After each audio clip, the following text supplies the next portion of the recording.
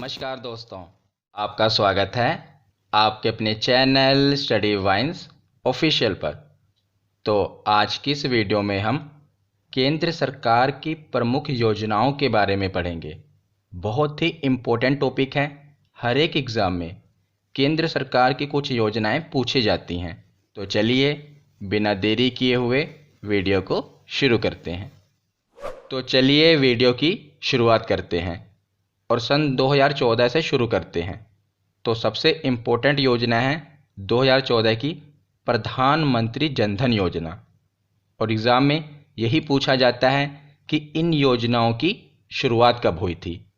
अभी एनटीपीसी का एग्ज़ाम हुआ था, उसमें यह पूछा गया था। तो प्रधानमंत्री जन धन योजना की शुरुआत कब हुई थी? 28 अगस्त 2014 को। और इस योजना का नारा क्या है, यानी कि स्लोगन क्या है?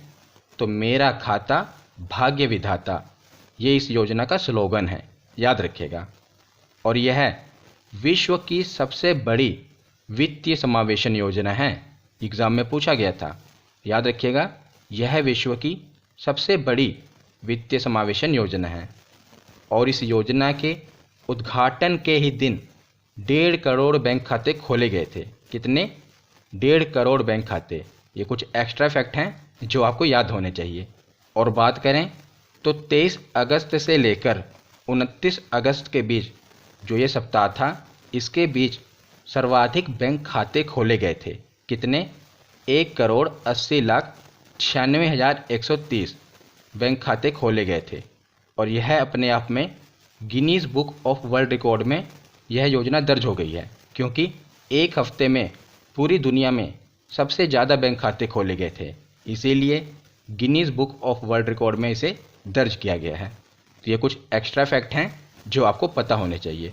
अब हम आगे देखते हैं। तो अगली योजना है मेक इन इंडिया। तो इसकी शुरुआत कब हुई थी? इसकी शुरुआत भी 2014 में ही हुई थी, 25 सितंबर 2014, याद रखिएगा, 25 सितंबर 2014। और इसका मंत्रालय कौन सा है? तो मिनिस्ट्री ऑफ फाइनेंस, यानी कि वित्त मंत्रालय। और मेक इन इंडिया का उद्देश्य क्या था?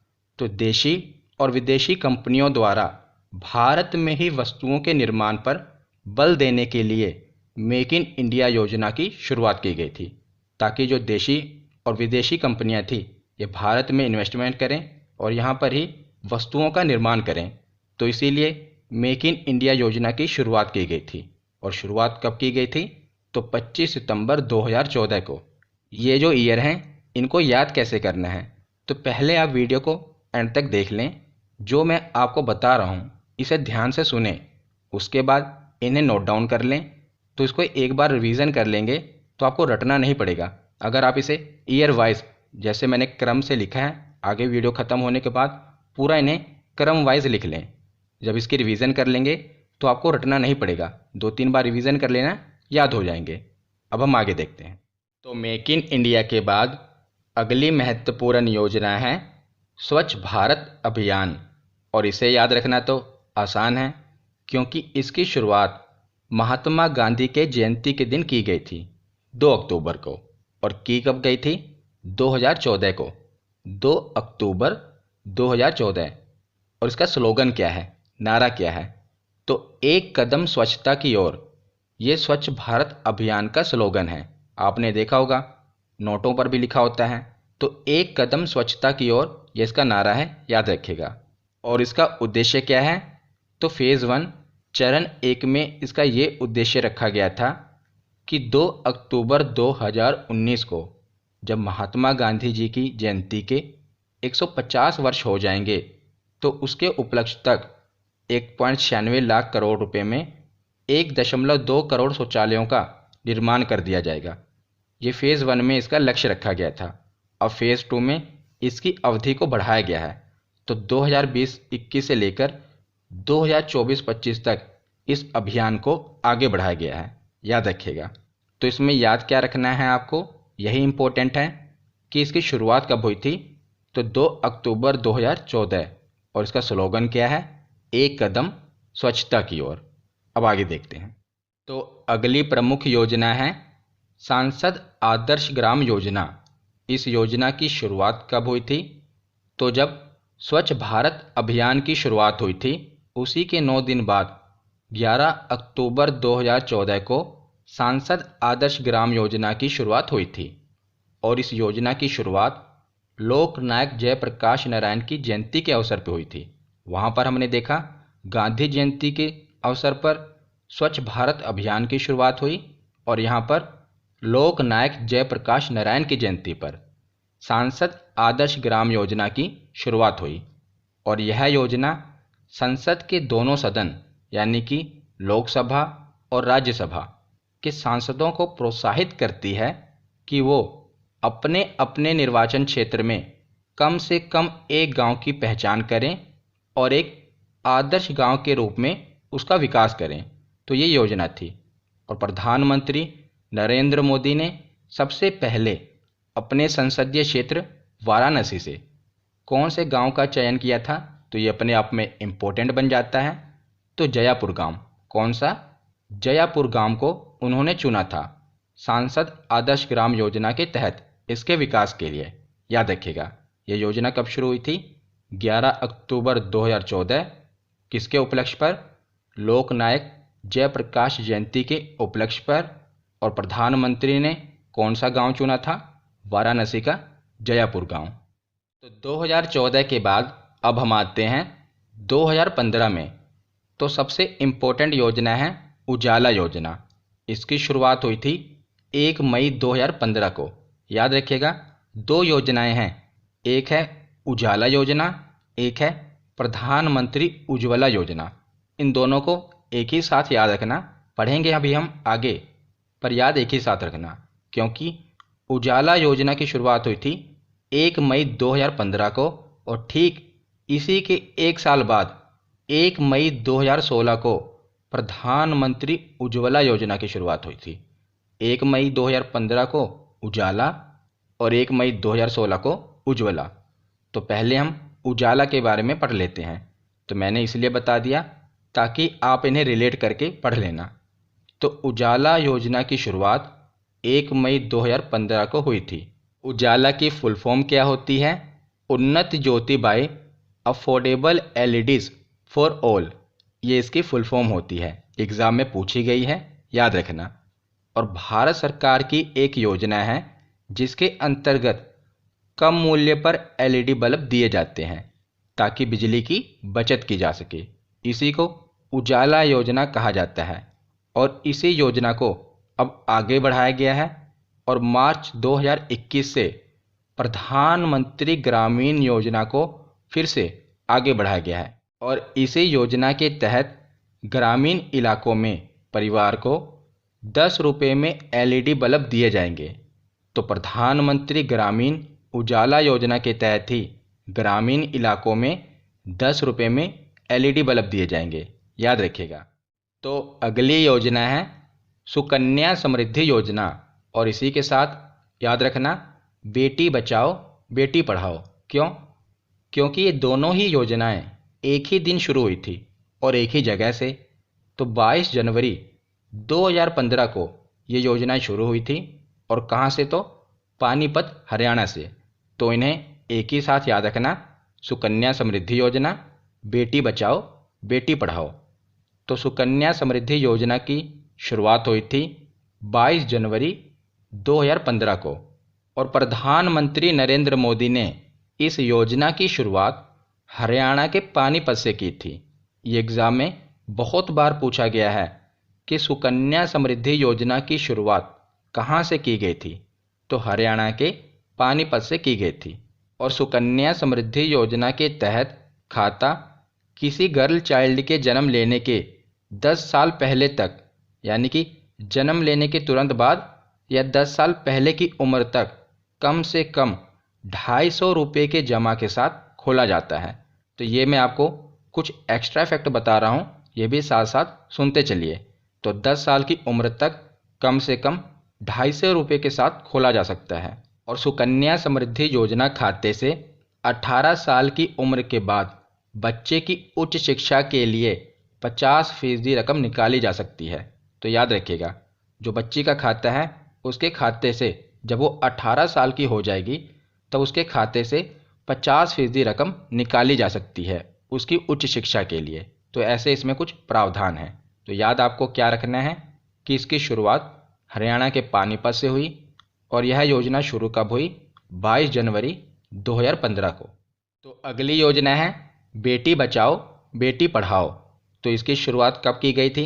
अभी मैंने आपको बताया कि सुकन्या समृद्धि योजना के साथ 22 जनवरी 2015 को। तो सुकन्या समृद्धि योजना ये बेटी बचाओ बेटी पढ़ाओ के अंतर्गत ही खोली गई थी, याद रखिएगा। और प्रधानमंत्री नरेंद्र मोदी ने इस योजना की शुरुआत कहाँ से की? तो हरियाणा के पानीपत से। और इसका उद्देश्य क्या था? तो लैंगिक समानता को बढ़ावा देना और लिंग अनुपात में सुधार करना, ये बेटी बचाओ बेटी पढ़ाओ अभियान का उद्देश्य था। और इस योजना के तहत ही बच्चियों को शिक्षा उपलब्ध कराने और उनके समाज में भागीदारी को बढ़ाने का प्रयास किया गया था। और इसी के तहत ही सुकन्या समृद्धि योजना की शुरुआत की गई थी, याद रखिएगा। कब शुरू किया गया था? 22 जनवरी 2015 को हरियाणा के पानीपत से। अब हम आगे देखते हैं। तो अगली योजना है प्रधानमंत्री मुद्रा योजना। इसकी शुरुआत हुई थी 8 अप्रैल 2015 को। और मुद्रा की फुल फॉर्म क्या होती है? ये भी एग्जाम में पूछा जाता है। Micro units development refinance agency, ये इसकी फुल फॉर्म होती है, micro units development refinance agency. और इसका उद्देश्य क्या है? तो केंद्र सरकार की मुद्रा योजना के 2 उद्देश्य हैं। कौन कौन से? पहला कि स्वरोजगार के लिए आसानी से लोन देना और दूसरा छोटे उद्यमों के जरिए रोजगार को बढ़ावा देना। ये 2 इसके उद्देश्य हैं। तो जो ये मुद्रा योजना है ये मैंने आपको बता दिया किसमें लोन दिया जाता है। तो ये लोन 3 प्रकार के दिए जाते हैं। कौन कौन से? पहला है शिशु लोन, दूसरा है किशोर लोन और तीसरा है तरुण लोन। ये कौन कौन से लोन होते हैं? तो शिशु लोन में 50,000 रुपये तक लोन दिया जाता है और किशोर लोन में 50,000 से लेकर 5 लाख रुपए तक और तरुण लोन में 5 लाख से लेकर 10 लाख तक। याद रखिएगा, ये बहुत बार एग्जाम में पूछा गया है। तीनों चीज़ें याद रखिएगा और याद रखना भी आसान है। शिशु मतलब बच्चा होता है, किशोर मतलब जब वो जवानी की तरफ बढ़ता है। तो शिशु लोन 50,000 तक, किशोर लोन 50,000 से 5 लाख तक और तरुण लोन 5 लाख से 10 लाख रुपए तक लोन दिया जाता है। तो उसके बाद आगे अब हम देखते हैं। तो ये तीनों योजनाएं एक ही दिन शुरू की गई थीं, 9 मई 2015 को। और इन्हें एक ही साथ याद रखना। कौन कौन सी योजना है? एक है अटल पेंशन योजना और दूसरी है प्रधानमंत्री जीवन ज्योति बीमा योजना, तीसरी योजना है प्रधानमंत्री सुरक्षा बीमा योजना। तो इन तीनों योजनाओं की शुरुआत एक ही दिन की गई थी, 9 मई 2015 को। तो इन्हें याद भी एक ही साथ याद रखना। पहले हम शुरू करते हैं अटल पेंशन योजना से। अटल पेंशन योजना की शुरुआत कब की गई थी? जैसा कि मैंने आपको बताया 9 मई 2015 को। और इसका आरंभ कोलकाता में 9 मई 2015 को प्रधानमंत्री नरेंद्र मोदी ने किया था। इसका उद्देश्य क्या था? तो इसका लक्ष्य था कि जो असंगठित क्षेत्र हैं, जो अनऑर्गेनाइज सेक्टर है, उनके लोगों को पेंशन की सुविधा प्रदान करना, ये इस योजना का लक्ष्य था। जैसा कि इसका नाम ही है अटल पेंशन योजना। तो जो अनऑर्गेनाइज सेक्टर के लेबर थे उनके लिए पेंशन की सुविधा करना अटल पेंशन योजना का लक्ष्य था। और इसमें जो उम्र होनी चाहिए ये 18 से लेकर 40 साल के बीच होनी चाहिए और पेंशन पाने के लिए कम से कम 20 साल तक तो इन्वेस्टमेंट करना पड़ेगा इस योजना में। और अटल पेंशन योजना के तहत 60 वर्ष की उम्र के बाद कम से कम 1,000 रुपये और अधिकतम 5,000 रुपये मंथली पेंशन दी जाएगी। जब आप 18 से लेकर 40 उम्र के बीच इन्वेस्टमेंट करेंगे इस योजना में तो 20 साल के बाद यानी कि 40 साल तक इन्वेस्टमेंट करेंगे, उसके 20 साल बाद 60 वर्ष की आयु के बाद आपको 1,000 रुपये कम से कम और अधिकतम 5,000 रुपये मासिक पेंशन मिलेगी, याद रखिएगा। तो ये योजना शुरू कब हुई थी? 9 मई 2015 को, अटल पेंशन योजना। तो अगली योजना है प्रधानमंत्री सुरक्षा बीमा योजना। इसकी शुरुआत भी 9 मई 2015 को हुई थी और यह एक दुर्घटना बीमा योजना है। इसके अंतर्गत दुर्घटना में मृत्यु और पूर्ण विकलांगता की स्थिति में 2 लाख रुपए और आंशिक विकलांगता की स्थिति में 1 लाख रुपए का बीमा लाभ प्रदान किया जाएगा। अगर किसी की डेथ हो जाए या पूर्ण विकलांग हो जाए तो 2 लाख रुपए, या वो आंशिक रूप से विकलांग हो जाए तो 1 लाख रुपए का बीमा कवर उसे मिलता है इस योजना के तहत। और आयु सीमा कितनी है? 18 से लेकर 70 वर्ष की आयु सीमा। और प्रधानमंत्री सुरक्षा बीमा योजना के तहत जो प्रीमियम कितना देना पड़ेगा? तो 12 रुपये पर ईयर ये प्रीमियम है, 12 रुपये वार्षिक प्रीमियम। और बीमा कवर कितने का है? तो 2 लाख रुपए का दुर्घटना बीमा मिलता है। तो अगली योजना है प्रधानमंत्री जीवन ज्योति बीमा योजना। इसकी शुरुआत कब की गई थी? 9 मई 2015 को। तीनों ही योजनाएं 9 मई 2015 को शुरू हुई थी और यह योजना स्वाभाविक यानी कि नेचुरल और दुर्घटना मृत्यु दोनों ही संबंध में लागू होगी। पिछली योजना हमने पढ़ी थी वो दुर्घटना मृत्यु बीमा योजना थी और यह स्वाभाविक और दुर्घटना मृत्यु दोनों ही संबंध में लागू होगी। और प्रधानमंत्री जीवन ज्योति बीमा योजना में निवेश के बाद अगर व्यक्ति की मृत्यु हो जाती है तो उसके परिवार को भी 2 लाख रुपए मिलते हैं। पर इसमें आयु सीमा कितनी है? 18 से 50 वर्ष। और पीछे हमने पढ़ा था उसमें आयु सीमा कितनी थी? 18 से 70 वर्ष और इसमें है 18 से 50 वर्ष। और प्रधानमंत्री जीवन ज्योति बीमा योजना में जो प्रीमियम है वो कितना है? तो 330 रुपये वार्षिक प्रीमियम है। और जो पिछली योजना थी उसमें 12 रुपये देने थे और इस योजना में 330 रुपये देने पड़ेंगे ईयरली यानी कि सालाना। तो ये योजना भी 9 मई को शुरू की गई थी 2015 को, पर इसमें नेचुरल और जो एक्सीडेंटल डेथ है यानी कि स्वाभाविक और दुर्घटना मृत्यु दोनों को ही कवर किया गया है। और आयु सीमा रखी गई है 18 से 50 वर्ष। ये कुछ इसमें अंतर है। तो तीनों ही योजनाएं हमने पढ़ ली, अटल पेंशन योजना, प्रधानमंत्री सुरक्षा बीमा योजना और प्रधानमंत्री जीवन ज्योति बीमा योजना। इन तीनों ही योजनाओं की शुरुआत 9 मई 2015 को हुई थी। अब हम आगे देखते हैं। तो बीमा योजना के बाद अगली योजना है प्रधानमंत्री आवास योजना। तो इसकी शुरुआत 25 जून 2015 को की गई और इस योजना को हाउसिंग फॉर ऑल के नाम से जाना जाता है ताकि जो गरीब तबके के लोग हैं उनको उनका आवास प्रदान किया जा सके। तो यह योजना शुरू हुई थी 25 जून 2015 को और इस योजना के तहत 2022 तक ये लक्ष्य रखा गया है कि 2 करोड़ नए आवास का निर्माण किया जाएगा। कितने? 2 करोड़। तो याद रखिएगा ये योजना 25 जून 2015 से शुरू हुई थी। अगली योजनाएं हैं, दोनों को ही याद रखिएगा, डिजिटल इंडिया और स्किल इंडिया। तो डिजिटल इंडिया शुरू हुई थी 1 जुलाई 2015 को और स्किल इंडिया की शुरुआत हुई थी 15 जुलाई 2015 को। तो पहले देखते हैं डिजिटल इंडिया।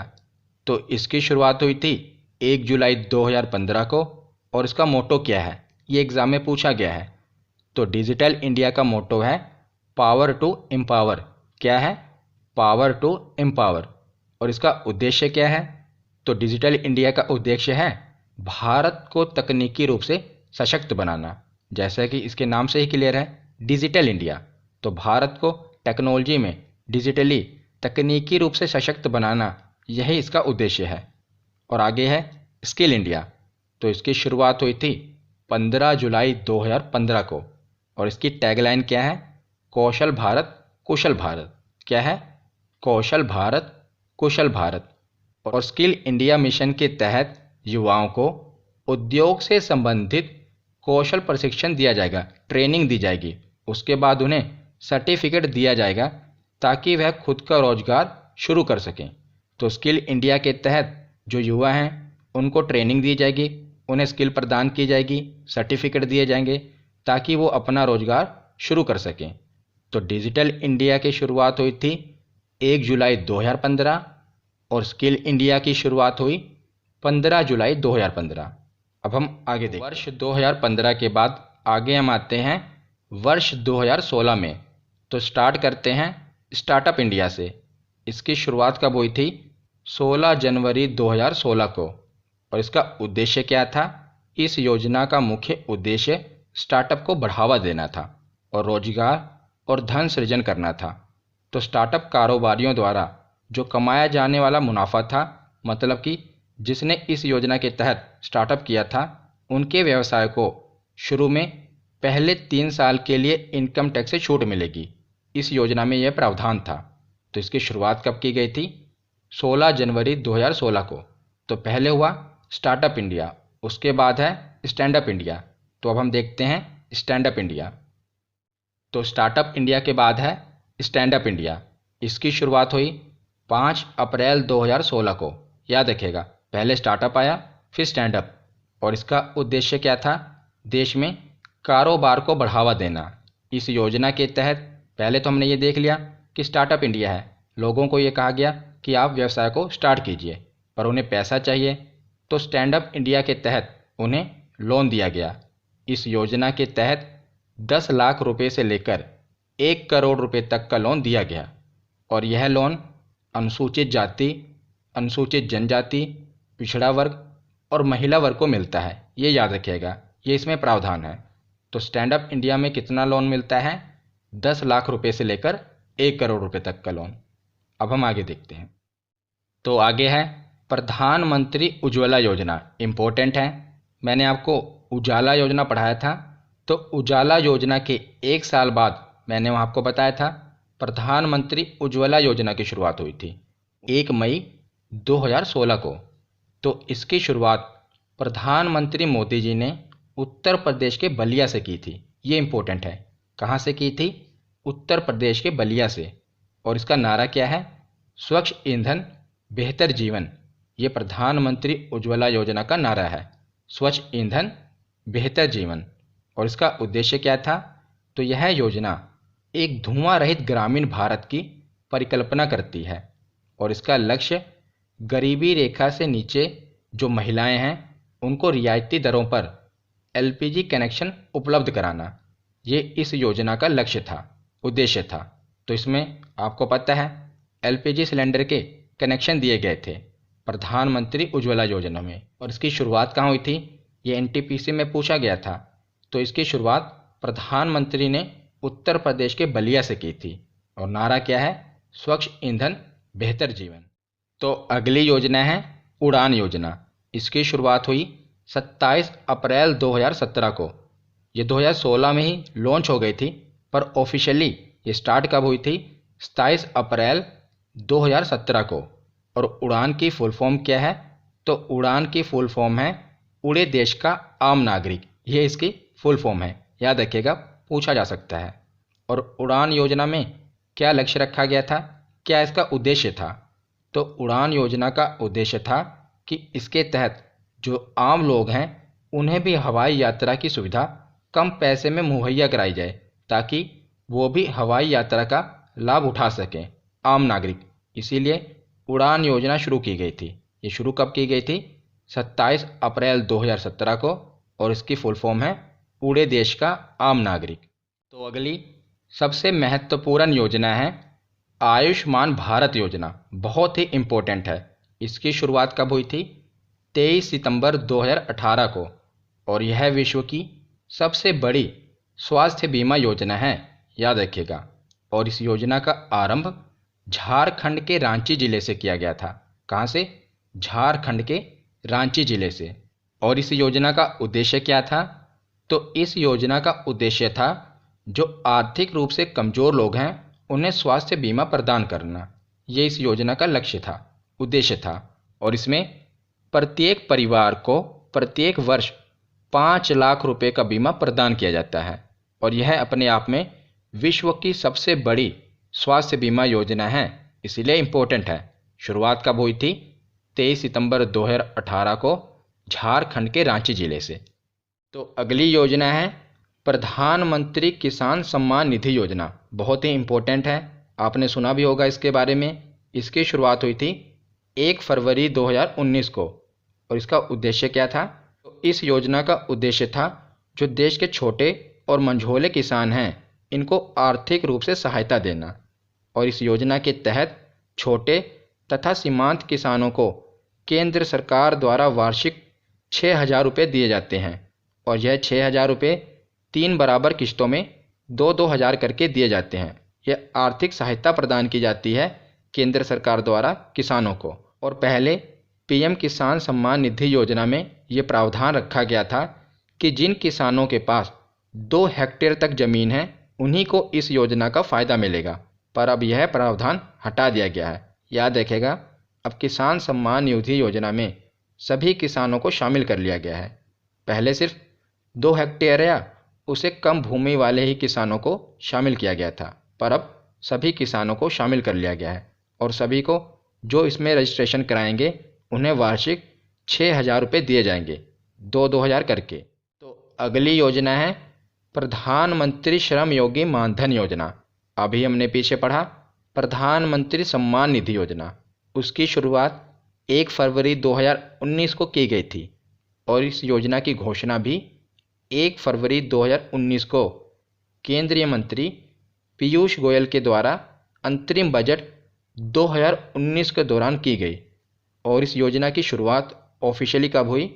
तो 15 फरवरी 2019 को। घोषणा हुई थी 1 फरवरी 2019 को, पर शुरुआत हो गई 15 फरवरी 2019 को। तो इसका उद्देश्य क्या था? तो इसका उद्देश्य था जो असंगठित क्षेत्र के मजदूर हैं उन्हें पेंशन देना, अनऑर्गेनाइज सेक्टर के लेबर को पेंशन देना। ये प्रधानमंत्री श्रम योगी मानधन योजना का लक्ष्य था, उद्देश्य था। तो इसमें आयु सीमा कितनी थी? 18 से लेकर 40 वर्ष। और इसमें जो लाभार्थी थे उन्हें 60 साल की आयु के पश्चात कितनी पेंशन दी जाएगी? तो 3,000 रुपये की मासिक पेंशन दी जाएगी इसके अंतर्गत। और यह मासिक पेंशन योजना के लिए उन्हें कुछ प्रीमियम देना पड़ेगा। तो 18 साल की आयु के श्रम योगियों को, मजदूरों को 55 रुपये प्रति माह, 29 साल की आयु वालों को 100 रुपये प्रति माह और 40 साल की आयु वालों को 200 रुपये प्रति माह ये प्रीमियम जमा कराना पड़ेगा। तो जब वो 60 साल की हो जाएंगे तो उन्हें 3,000 रुपये मासिक पेंशन दी जाएगी जो इस योजना के लाभार्थी होंगे। तो याद रखिएगा, इसकी शुरुआत कब हुई? तो 15 फरवरी 2019 को। घोषणा हुई थी 1 फरवरी 2019 को, जब प्रधानमंत्री सम्मान निधि की शुरुआत हुई थी। अब हम आगे देखते हैं। अगली योजना है प्रधानमंत्री किसान मानधन योजना। तो ये सेम उसी तरह है, अभी हमने पीछे पढ़ा श्रम योगी मानधन योजना कि जो अनऑर्गेनाइज सेक्टर के लेबर हैं उनके लिए पेंशन योजना थी। इसमें किसानों के लिए पेंशन योजना है, सेम उसी तरह। तो प्रधानमंत्री किसान मानधन योजना की शुरुआत कब हुई थी? 12 सितंबर 2019 को। और इसका उद्देश्य क्या था? तो इस योजना का फ़ायदा वह किसान ही उठा सकते हैं जिनके पास अधिकतम 2 हेक्टेयर की खेती योग्य ज़मीन हो। तो इसमें यह प्रावधान था कि जिनके पास अधिकतम 2 हेक्टेयर खेती की ज़मीन है वो किसान इस योजना का फ़ायदा उठा सकते हैं। और इसमें आयु सीमा कितनी है? 18 से लेकर 40 वर्ष। और इसमें लाभार्थियों को 60 साल की आयु के पश्चात 3,000 रुपये की मासिक पेंशन दी जाएगी। तो जिस प्रकार हमने पीछे पढ़ा जो लेबर थे उन्हें दी जाएगी, उसी प्रकार जो किसान हैं उन्हें भी 3,000 रुपये की मासिक पेंशन दी जाएगी इस योजना के तहत। और इसमें किसानों को योजना में शामिल होते समय उनकी उम्र के आधार पर 55 से लेकर 200 रुपये तक का मासिक योगदान देना पड़ेगा। तो प्रीमियम देना पड़ेगा। तो 40 साल तक वो प्रीमियम देंगे, तो 20 साल बाद यानी कि 60 साल की आयु के पश्चात उन्हें 3,000 रुपये की मासिक पेंशन दी जाएगी। तो सेम उसी तरह है जैसे हमने पढ़ा प्रधानमंत्री श्रम योगी मानधन योजना, वो मजदूरों के लिए थी। और यह प्रधानमंत्री किसान मानधन योजना, ये किसानों के लिए है। अब हम आगे देखते हैं। तो अगली योजना है प्रधानमंत्री गरीब कल्याण अन्न योजना। इसकी शुरुआत अभी कोविड-19 के दौरान ही की गई थी। तो कोविड-19 के कारण मार्च 2020 में सरकार ने प्रधानमंत्री गरीब कल्याण अन्न योजना का ऐलान किया। और इसका उद्देश्य क्या था? तो प्रधानमंत्री गरीब कल्याण योजना के तहत गरीब परिवारों को अतिरिक्त 5 किलो मुफ्त खाद्यान्न प्रति व्यक्ति उपलब्ध कराया जाएगा। और इस योजना का लाभ देश के 80 करोड़ लोगों को देने का लक्ष्य रखा गया था। तो इसके तहत अभी आपको पता था कि मुफ्त राशन दिया गया था गरीब लोगों को, और अब केंद्र सरकार ने इस योजना को दिवाली तक यानी कि नवंबर 2021 तक बढ़ा दिया है। तो अभी 2021 तक मुफ्त राशन दिया जाएगा अतिरिक्त 5 किलो प्रति व्यक्ति। तो याद रखिएगा, इस योजना को दिवाली तक बढ़ा दिया गया है, नवंबर 2021 तक प्रधानमंत्री मोदी ने इसका ऐलान किया था। अब हम आगे देखते हैं। तो आज की आखिरी योजना है जो अभी कल ही शुरू की गई थी, प्रधानमंत्री गति शक्ति योजना। आपने टीवी पर देखा होगा। तो 13 अक्टूबर 2021 को प्रधानमंत्री नरेंद्र मोदी के द्वारा गति शक्ति योजना का शुभारंभ किया गया। और इस योजना का उद्देश्य क्या है? तो इस योजना का उद्देश्य सभी संबंधित विभागों को एक मंच पर जोड़कर जो परियोजनाएं हैं उनको अधिक शक्ति और गति प्रदान करना है। तो जैसे कि अगर कोई भी योजना चल रही है तो उससे संबंधित जितने विभाग हैं, लगभग 16 विभागों के बारे में कहा जा रहा है, सभी विभागों को, सभी संबंधित विभागों को एक मंच पर लाया जाएगा, उनमें आपस में लिंक किया जाएगा, जोड़ा जाएगा, ताकि वो एक साथ मिलकर योजनाओं को आगे बढ़ा सकें, उन्हें गति प्रदान कर सकें। और इस योजना का उद्देश्य लॉजिस्टिक्स की लागत को कम करना है, यानी कि जो आवाजाही में खर्च होता है उसकी लागत में कमी लानी है और अर्थव्यवस्था को बढ़ावा देकर बुनियादी ढांचे का विकास करना है। इस योजना में ये लक्ष्य रखा गया है कि 100 लाख करोड़ रुपए तक का निवेश किया जाएगा, ये लक्ष्य रखा गया है। तो आज की ये वीडियो यहीं पर ख़त्म होती है। कैसी लगी ये वीडियो कमेंट सेक्शन में ज़रूर बताना। धन्यवाद।